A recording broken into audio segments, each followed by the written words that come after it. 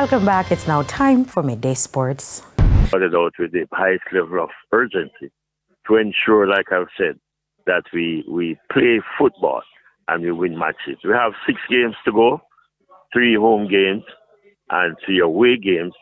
And I'm just very hopeful that we will come out with maximum points at the end of the qualifiers.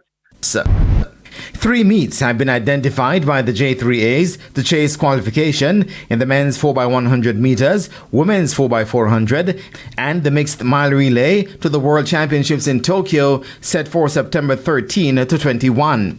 According to TVJ Sports sources, after reviewing the manager's report from last month's below standard campaign at the World Relays in China, the Garth Gale-led executive agreed to use the 2 meets in the Caribbean and a 3rd in Europe. The inaugural Barbados Grand Prix, which is set for July 5, will be the first meet on the agenda, to be followed by the London Diamond League meet on July 19, before the Nakak-Sina Championships to take place in Nassau, Bahamas from August 15 to 17.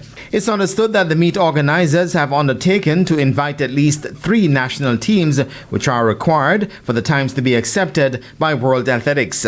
Jamaica will be aiming to secure 1 of 2 remaining spots in the men's 4x100, women's 4x400, and the mixed mile relay based on time before the qualification window closes on August 24.